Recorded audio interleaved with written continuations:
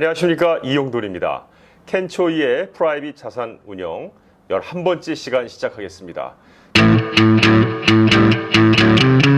자, 오늘도 아메리츠 에셋의 켄초이 대표님 모시고 이야기 나누겠습니다. 안녕하십니까? 네, 안녕하세요. 네. 자, 처음에 저희가 이제 이 프라이빗 자산 운영을 할 때는 네, 처음에는 좀 수줍어서 네네. 제가 뭘 이렇게 얘기를 하냐 이렇게 네. 생각했었는데 이제 꼭 알려드리고 싶은 그런 내용들이 자꾸 생겨서 네네. 그렇죠. 또 체질도 그렇고. 뭐 좀 그런 거 있죠. 체질이요? 방송 체질이요? 예. 네네. 아, 맞다. 이런 것도 알려드려야 되는데. 예. 이런 거 되게 중요한데 하다 보니까 벌써 11편째가 됐습니다. 요즘에 이제 증시가 막 등락이 막 되고 있잖아요. 예. 되고 있고, 이게 심한데, 그런 가운데 뮤추얼 펀드에 투자를 또 많이 하셨잖아요. 근데 이게 하락장일 때 잘 방어가 안 되고 같이 떨어지고 막 이런단 말이에요. 예. 우리가 생각할 때는, 아니, 내 뮤추얼 펀드를 관리하는 이 펀드 매니저들이 그래도 뭐 거의 최고 학벌에 제일 똑똑한 사람들이 모여 있는 곳에서 이걸 운영한다는데 하락장일 때 떨어지고 뭐 그럼 뭐 도대체 뭘 하는 걸까? 뭐 네. 이런 생각이 좀 들거든요. 당연히 펀드 매니저 분들이 뭐 투자 관련해서 많은 걸 알고 자산 운용을 하고 있는 분들이겠지만 이제 머니 매니저나 펀드 매니저 사이에서 이제 뭐 차이들이 있겠죠. 뮤추얼 펀드로 보통 일반 투자자분들이 많이 투자를 하시는데 네네. 그럼 뭐 시장이 떨어지면 이제 가치 많이 떨어지잖아요. 근데 그거를 뭐 펀드 매니저들도 뭐 똑똑한 사람들인데 어쩔 수 없나 보다 뭐 이렇게 그냥 치부하시고 넘어가셨을 수 있어요. 네. 근데 그 이유가 있거든요, 사실은. 자산 관리를 잘 못한다라기보다 근본적으로 그 뮤추얼 펀드들은 그런 시장 환경에 충분히 필요할 정도의 수준으로 그 탄력적으로 자산 관리를 할 수가 없어요. 시리즈를 시작할 때 뭐 전략 투자, 전술 투자 말씀을 드리면서 그 얘기하니까 또 귀가 번쩍 뜨입니다. 네, 잠깐 말씀드린 적이 있는데 네. 이게 그 전술 투자라는 거는 시장 상황에 맞게 안전 자산으로도 옮길 수 있고 능동적으로 자산 관리를 하는 방법이라고 말씀드렸잖아요. 근데 그런 전술 투자가 뮤추얼 펀드는 할 수가 없어요. 정확히 좀 어떤 의미이죠?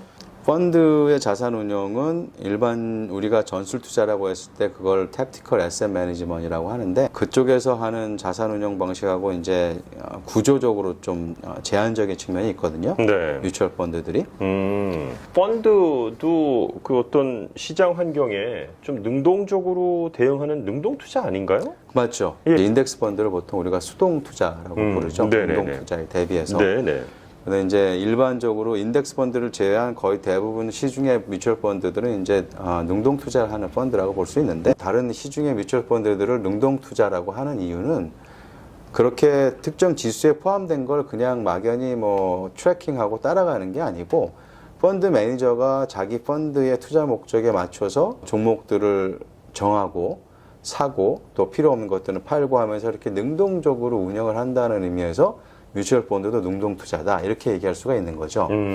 그 능동 투자하고 전술 투자는 이제 또 다른 개념인 거죠. 대부분 이제 많은 분들이 쓰시고 계시고 알고 있는 펀드들이 뭐 대표적인 게 뭐 아메리칸 펀드의 뭐 그로스 펀드라는 것도 있고 뭐 피델리티의 뭐 컨트롤 펀드라는 게 뭐 어마어마하게 사이즈가 큰 펀드들인데 그런 펀드들이 사실은 다 능동 투자 펀드인 거거든요. 그렇게 능동 투자로 관리를 한다는 거하고 전술 투자로 관리를 한다는 거하고 이제 의미가 틀리다는 거죠. 액티브 뮤추얼 펀드가 능동 투자를 하는 것하고 전술 투자에서 능동 투자하는 거하고 다르다. 뭐 이런 얘기이신 거네요, 지금. 그렇죠. 네. 큰 차이가 뮤추얼 펀드 같은 경우는 자기네들이 투자 목적이라고 공시한 그 목적 하에서 거의 대부분의 자산을 항상 투자를 하고 있어야 돼요. 네. 이거를 마켓 상황이 안 좋다고 해서 이걸 뭐 현금 자산으로, 안전 자산으로 뭐 다 팔고 옮긴다거나 이런 걸 할 수가 없는 거죠. 뮤추얼 펀드는. 전술 투자는 능동적으로 투자하는데 그런 제약이 없이 필요하다면 얼마든지 안전 자산으로 피난을 갈 수가 있는 그런 게 이제 전술 투자 자산 관리인 거죠. 뮤추얼 펀드에 투자를 하셨지만 뭐 세상 아무리 똑똑한 펀드 매니저라고 하더라도 그거를 뭐 쉽게 이쪽으로 옮기고 저쪽으로 뭐 이렇게 빼고 이런 것들을 하기가 좀 쉽지 않은 거군요. 인베스트먼트 컴퍼니 액트라는 거에 따라서 이제 SEC 연방 증권거래위가 이제 룰을 만든 거죠. 네. 섹션 35D1이라고 하는데 네네. 거기에 보면은 예를 들면 우리가 뭐 무슨 그로스 펀드다, 뭐 무슨 뭐 밸류 펀드다, 뭐 인터내셔널 무슨 펀드다 이렇게 이름들이 있잖아요. 네네. 근데 그 펀드의 이름들이 사실은 그 펀드의 성격과 투자 목적을 공표하는 거거든요. 네. 그러면은 그거에 맞춰서 그 펀드가 갖고 있는 자산의 80% 이상은 항상 그 목적에 맞는 자산에 투자가 되고 있어야 된다는 거죠. 그래서 시장이 안 좋다고 해서 내가 이걸 다 팔아버릴 수가 없는 거죠. 네네. 그러니까는 아무리 환경이 안 좋아도 계속 투자 상태를 유지해야 되기 때문에 어느 정도 현금 자산을 보유하고 있을 수는 있지만 거의 대부분 시중의 뮤추얼 펀드들은 그냥 마켓 환경에 따라서 결국은 떨어지면 떨어지고 올라가면 올라갈 수밖에 없는 어떤 구조적인 그런 이제 환경이 있다는 거죠. 혹시 뭐 그 외에 또 어렵게 하는 부분이 있나요? 네. 예를 들면 아까 말씀드렸던 뭐 아메리칸 펀드의 뭐 그로스 펀드나 뭐 피델리티 펀드나 뭐 뱅가드의 인덱스 펀드 사이즈가 어마어마하거든요. 워낙 덩치가 크기 때문에 네. 만약에 그런 규정이 아니더라도 네.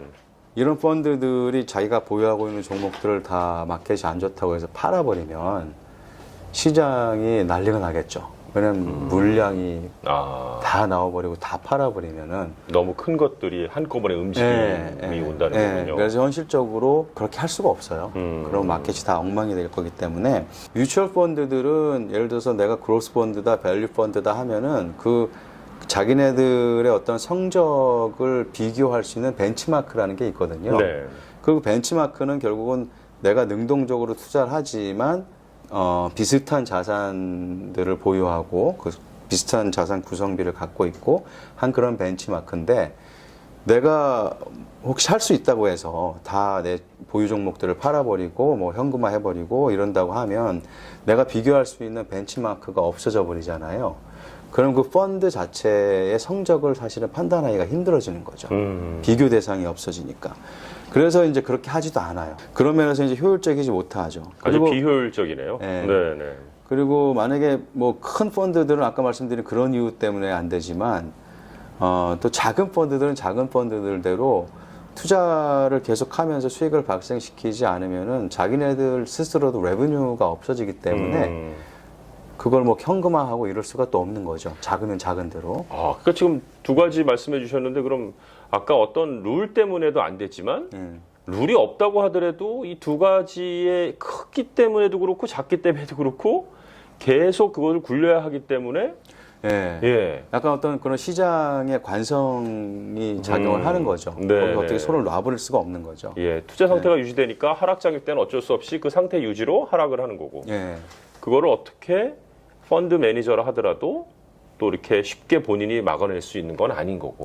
그렇죠. 본인이 룰에 갇혀 있기도 하지만 또 동시에 그 성격상 너무 크면 큰 대로 시장에 교란이 오기 때문에 그렇게 할 수가 없고 내외적인 이유들 때문에 시중의 뮤추얼 펀드 대부분이 하락장이 왔다고 해서 내가 손절매를 하거나 뭐 자산을 보호하기 위해서 현금화를 하거나 이렇게 할 수 없는 거죠. 그렇군요.